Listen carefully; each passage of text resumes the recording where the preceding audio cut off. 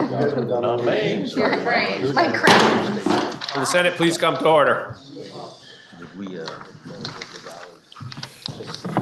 We'll observe a moment of silence in lieu of a devotional.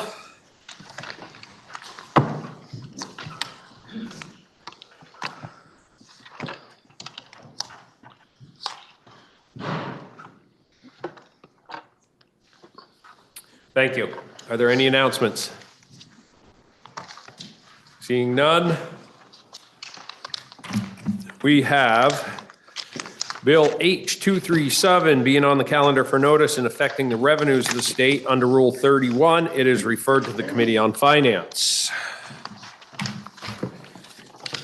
We now have JRS 43, Joint Resolution providing for a joint assembly to vote on the retention of 7 Superior Court judges and 1 magistrate, offered by Senator Collmore of Rutland District. Listen to the reading of the resolution by title only. JRS 43, joint resolution providing for a joint assembly to vote on the retention of 6 Superior Court judges. Now you've heard the reading of the resolution. The chair, in its discretion, will place the resolution on the calendar for action for the next legislative day. We now have House bills for reference. We have an act relating, H639, an act relating to genetic data privacy, introduced by Representative Schy. And it passed the House on February 25th, 2026. Listen to the first reading of the bill. H639, an act relating to genetic data privacy. Now you've heard the first reading of the bill. It's referred to the Committee on Economic Development. We now have H694, an act relating to approval of amendments to the charter of the town of Bennington concerning the town manager, introduced by Representative Greer, and it passed the House February 25th of 2026. Listen to the first reading of the bill. H694, an act relating to approval of amendments to the charter of the town of Bennington concerning the town manager. Now you've heard the first reading of the bill. It's referred to the Committee on Government Operations. H907, an act relating to legislative review of reporting requirements, introduced by the Committee of Government Operations and Military Affairs. It passed the House on February 25th of 2026. Listen to the first reading of the bill. H907, an act relating to legislative review of reporting requirements. Now you've heard the first reading of the bill. It's referred to the Committee on Government Operations.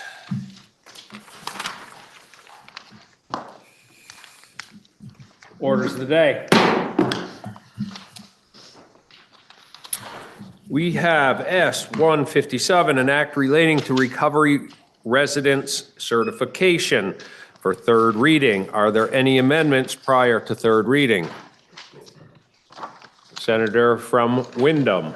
Thank you, Mr. President. Yes, there is an amendment going out right now. It is a short technical change that addresses some of the language clarifications that I was raising yesterday.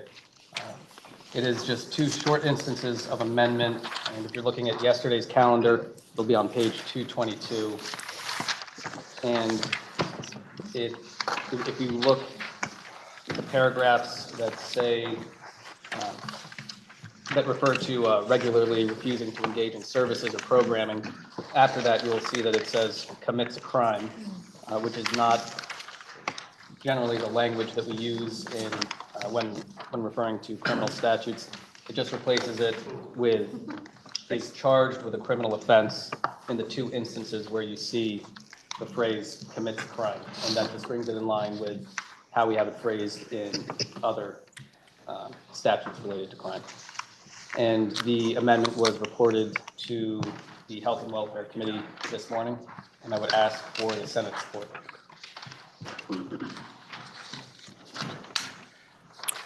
Senator from Orange.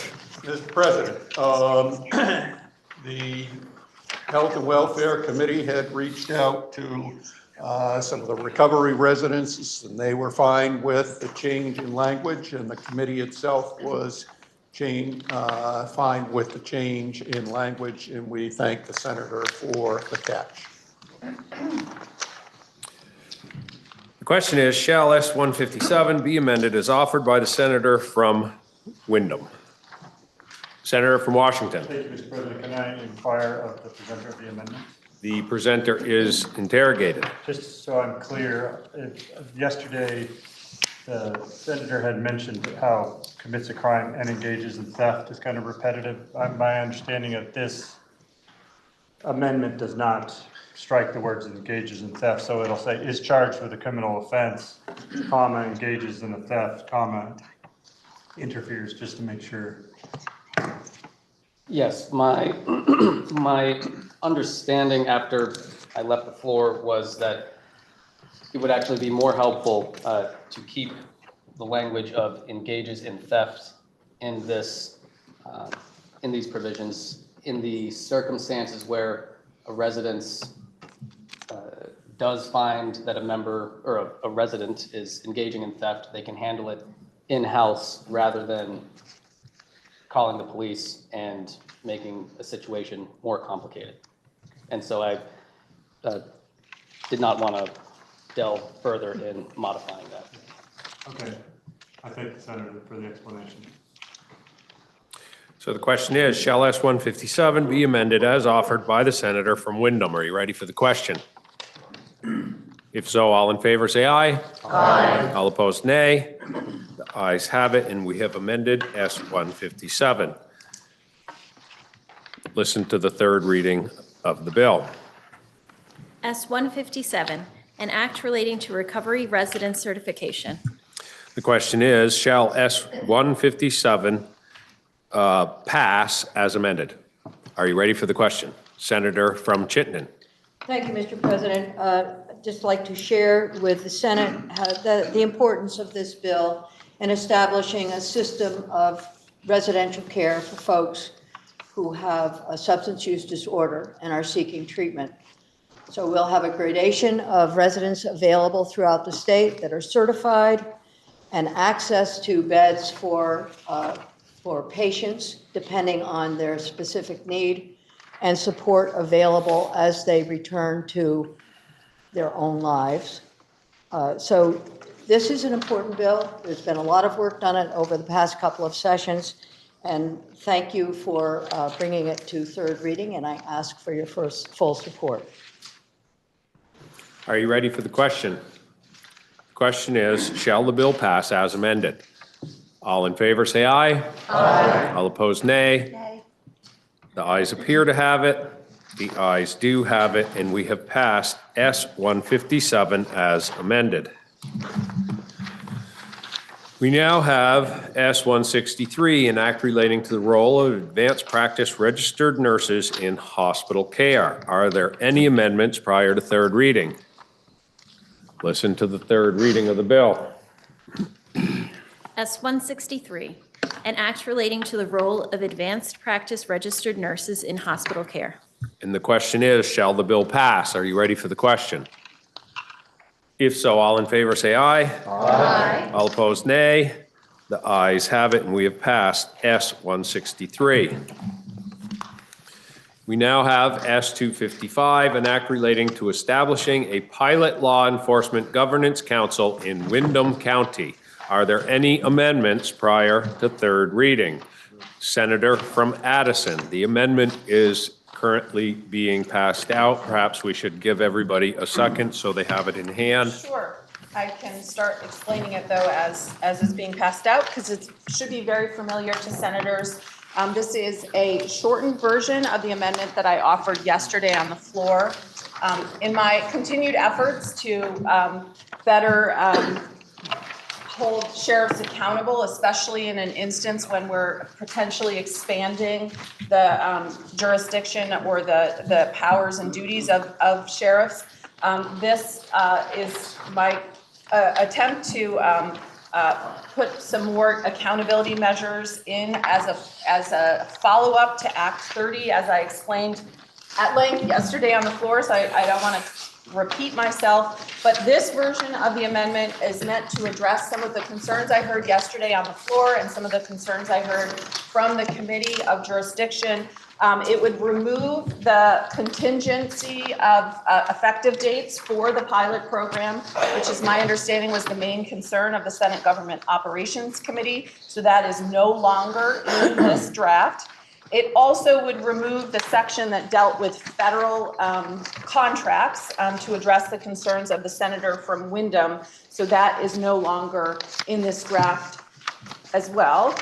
So this would just have those essentially reporting requirements, the sort of beefed up reporting requirements for the accounting provisions, for the scheduling provisions, and for the policies, as well as the provision that says if a sheriff is imprisoned, that their salary would be suspended during their time in prison. So those are the provisions. I'm happy to walk through it with folks if you want more detail, but I did that yesterday. I can certainly assure you that that's what this is. It removes the two provisions that were of great concern yesterday, but tries to follow up with accountability measures for sheriffs and mostly just from reporting the things that we already require them to do, but to report to more committees, to the Department of Sheriffs and State's Attorneys, or yes, state's attorneys and sheriffs, and to report to the auditor. So that is the amendment, and I'm happy to answer questions after people have a chance to look through it. Thank you, Mr. President. Senator from Rutland. Thank you, Mr. President. May I request a brief recess in order for the committee to consider? We will take a brief recess.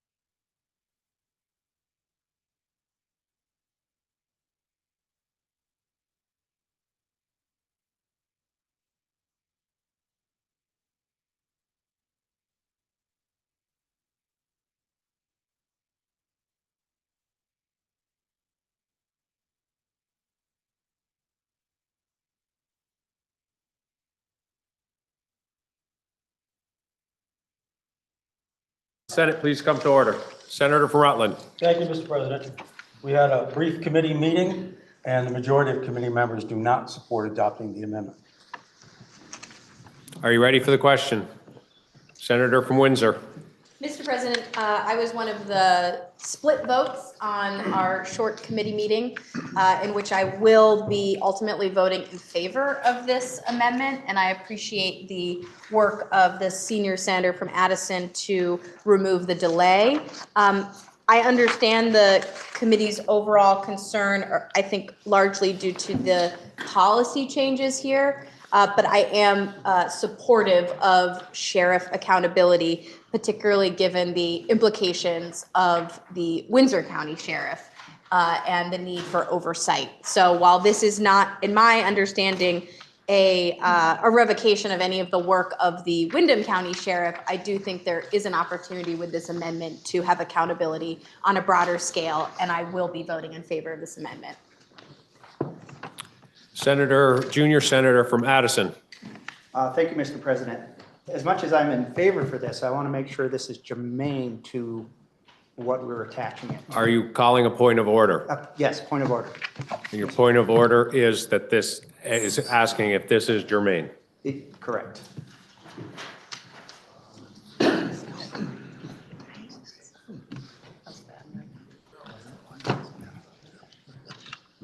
So the ruling from the chair is that it's not germane, and your point of order is well taken.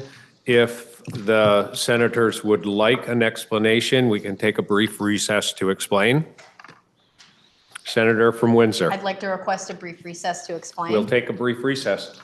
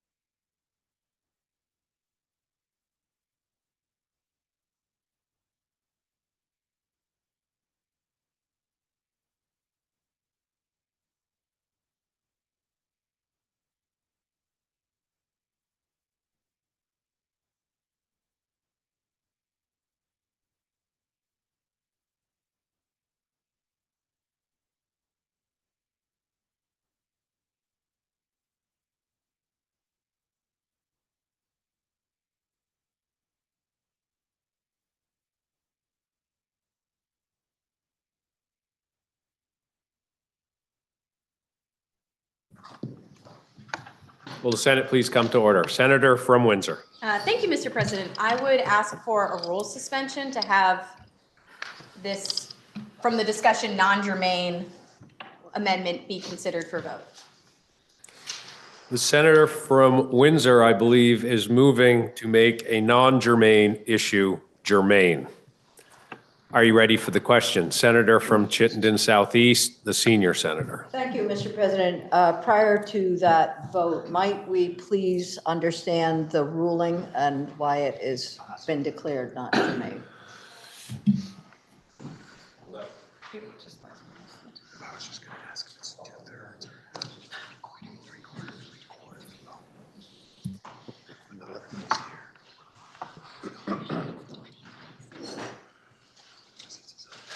Can I say because the secretary said so?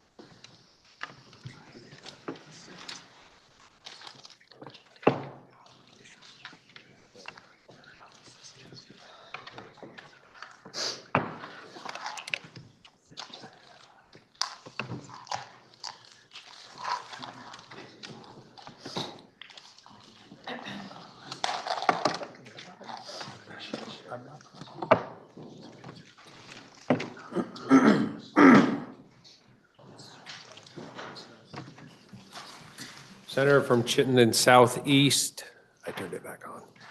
There are actually quite a few reasons. It expands the scope of the bill One of the questions we ask is, does the proposed amendment change the purpose, scope, or object of the original bill?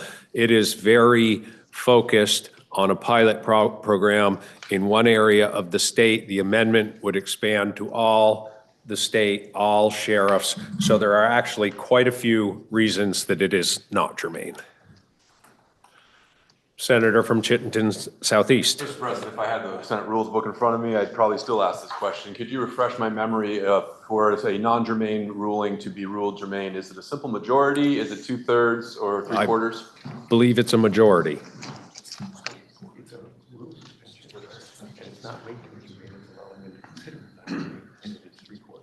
Okay, I am mistaken. It is actually 3/4. Thank you, sir. Thank you, Mr. President. Senator from Chittenden Central. Thank you, Mr. President. So what I'm about to say will not surprise anyone who's heard me on this topic before. I do think it's a dangerous road to go down to begin using an alternate vote to get things into the category of the germane. Because what it does, in my way of looking at it, it protects all of us every time we bring a bill forward from having that bill taken out into a much larger scope or into an area where we didn't intend the body to go. So sometimes it hits you hard, sometimes it hits somebody else hard, but in this particular instance, I will be voting no on the motion to suspend with respect for the chair's ruling on germaneness. Senator from Chittenden Central. Point of information, is what we are voting on to make the issue germane or to vote on it anyways, even though it is not germane? My question is, I don't believe we are overruling your ruling. It is actually to consider a non-germane issue. The ruling is that it is not germane, and it is to allow the Senate to take up a non-germane amendment. Okay, so we're not overruling your ruling in this vote. That stands. That is, yes, that is correct. Thank you. Are you ready for the question? If so, all in favor say aye. Aye. All opposed, nay. No. The nays appear to have it. The nays do have it. The question now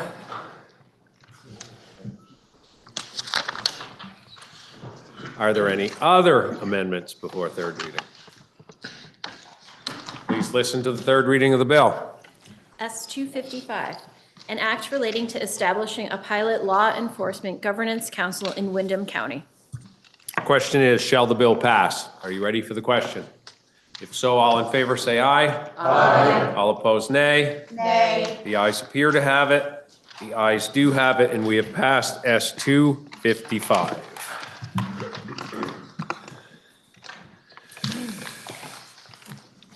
We have on the calendar for action S-243, introduced on January 13th of 2026.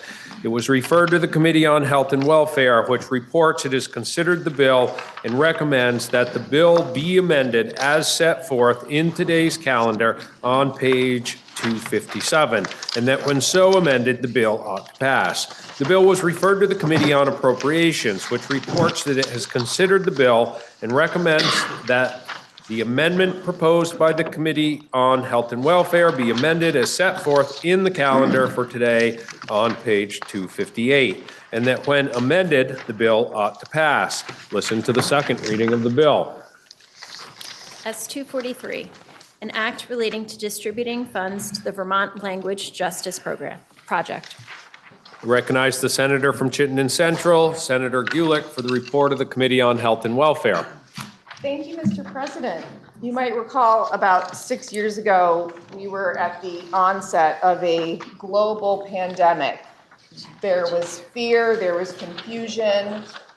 Fortunately, we had a lot of resources at our fingertips. We were communicated with on a regular basis, and we had a lot of accurate health information that was coming out on a regular basis and keeping us all safe. At that time, in some of our communities, it became clear that not everybody was able to access the resources and the communication that they needed to stay safe. particularly our communities with people who have language access needs. And some of these folks are our most vulnerable and most isolated Vermonters, and they were not accessing their critical health information. At that moment in time, the Vermont Language Justice Project was born. And S-243 is a bill that would provide the Vermont Language Justice Project with much needed support to continue their life-saving work. For a little bit of history, in November of 2021, the Vermont Language Justice Project received a CDC Racial Disparities Grant through the Vermont Department of Health. And Allison Seeger, who is the founder and the director of the project, was able to assemble a small team to produce excellent and critically needed public health videos. These videos were made in anywhere from 10 to 21 different languages that are commonly spoken in parts of Vermont. And they contain information on COVID testing, on vaccinations, on Mpox, on preventing mosquito bites, on staying safe during flooding, on wildfires, on tick bites, cyanobacteria, to name just a few. Unfortunately, that CDC grant was abruptly canceled in January of 2025. And since that time, the Vermont Language Justice Project has been solely funded by donations and some fee-for-service work. Health information is difficult for many of us to access, even those of us who are native English speakers. It is often very obtuse and just difficult with a lot of complex terminology. So it makes these communications even more critical. As the Health and Welfare Committee works hard to lower healthcare costs in Vermont, it is important to see that supporting the Vermont Language Justice Project is about saving lives. It's about keeping people healthy. It's also about reducing outbreaks and keeping people out of the hospital. This will ultimately lower costs for everybody. The Vermont Language Justice Project has partnered with Brattleboro Hospital, it's partnered with UVMMC, it's partnered with Hunger Free Vermont. It's been seen, their videos have been seen by thousands of people. And now moving to the bill, just for your own edification, it's on page 257 of our calendar. And initially, the bill, this is a strike all. Initially, it was just section 2. It was just the appropriation of $150,000 from the general fund to VLJP. But we decided that it was important for us to add section 1, which is some findings to give people a little bit of information about what the VLJP does. Your Committee on Health and Welfare heard from the founder and the director of the project, which is, her name is Allison Seeger. We also heard from Andrea Green. She is the professor of pediatrics. She is the director of the Pediatric Global Health Initiative at Larner College of Medicine at UVM. She's also the director of the Pediatric New American Program. We have excellent written testimony from Honora Horton, who is the executive director of Hunger Free Vermont, Mohammed Diop, who is the director of the Multilingual Learner Programs at the Winooski School District. He's also a member of the State Board of Education. We also heard from Allison LaMagna, who is the executive director of the United Ways of Vermont. Ita Mino, who is an employee at the Burlington Electric Department. And we have a letter from 31 organizations expressing their support, including Champlain Housing Trust, Vermont Parent-Child Center Network, Champlain Island Spoon Shelf, the Vermont Food Bank, Age Well, and your Committee on Health and Welfare voted this bill out 5-0-0. We request your concurrence. Thank you, Mr. President. I now recognize the senator from Chittenden Southeast District, Senator Lyons, for the report of the Committee on Appropriations. Thank you, Mr. President.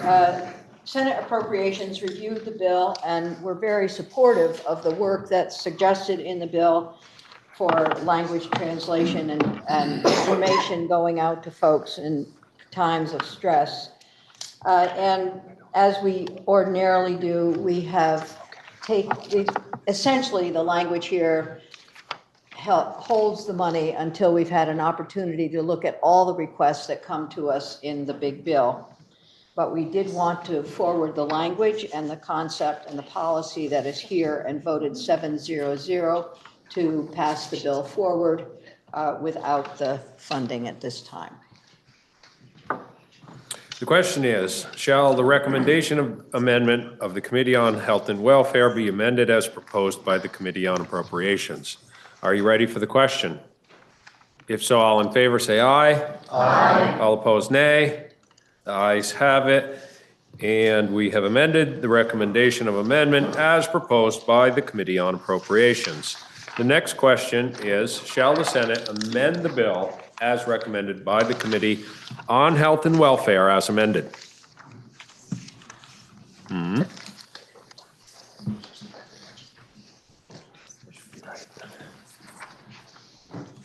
And that is the question. Are you ready for the question? Senator from Rutland. Thank you, Mr. President. May I acquire the report of the bill? The reporter is interrogated. So, Mr. President, on page 258 in subdivision 6, there's a note about 10 to 21 languages commonly spoken in Vermont.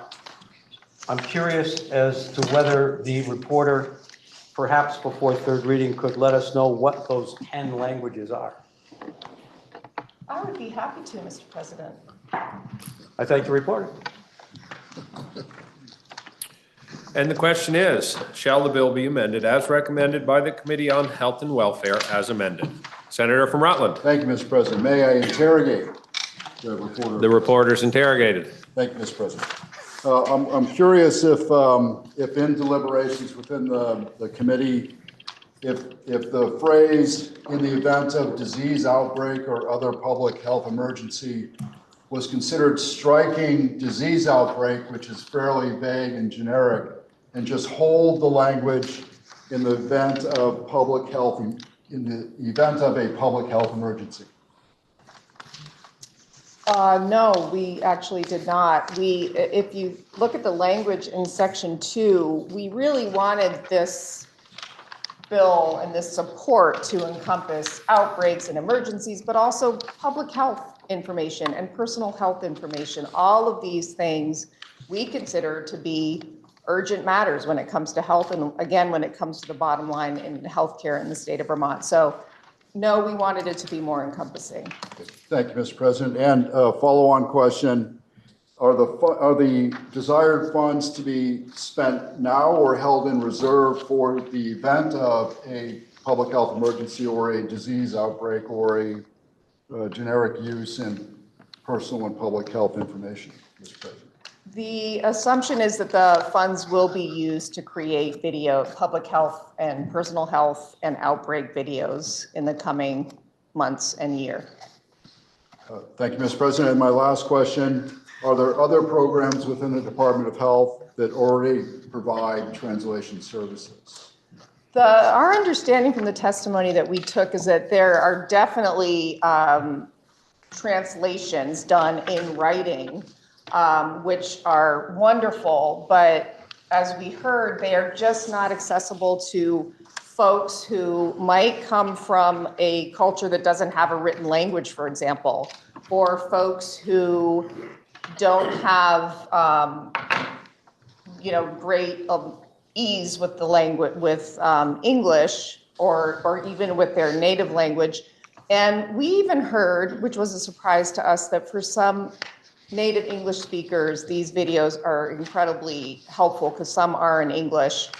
For those folks who have maybe lower literacy rates. So it runs the gamut. They are incredibly helpful to folks accessing healthcare information. Okay. So I thank the senator and I thank the president. Are you ready for the question? The question is, shall the bill be amended as recommended by the Committee on Health and Welfare as amended? All in favor, please say aye. Aye. All opposed, nay. The ayes have it. And we have amended the bill as recommended by the Committee on Health and Welfare as amended. The question now is, shall the bill be read a third time? Are you ready for the question? If so, all in favor say aye. Aye. All opposed, nay. The ayes have it, and you've ordered third reading of S-243. That completes the orders of the day. Senator from Chittenden Central. Thank you, Mr. President. Pending announcements, I would move that pursuant to JRS 31, we adjourn until 9:30 a.m. Tuesday, March 10th, 2026. And if I might lead off the announcements, senators may have noticed in the calendar, we have Proposition 4 listed. The constitutional amendment process requires that we have it in the calendar for 7 days. So just to let folks know that when we come back that Wednesday, March 11th, it will be up for action. My hope is that, given that we are amending the Constitution, that people will treat that as a very important vote to be here for. I know that some people may have a need to be absent and have already informed us, but for everyone else, Wednesday, the 11th, will be the day. Thank you, Mr. President. Are there any further announcements? Seeing none, the senator from Chittenden Central has moved that the Senate stand in adjournment until March 11th, nope, wrong line, until 9:30 a.m., Tuesday, March 10th, 2026. Are you ready for the question? If so, all in favor, say aye. Aye. All opposed, nay. Ayes have it, and we'll stand in adjournment until 9:30 a.m., Tuesday, March 10th of 2026. Usually I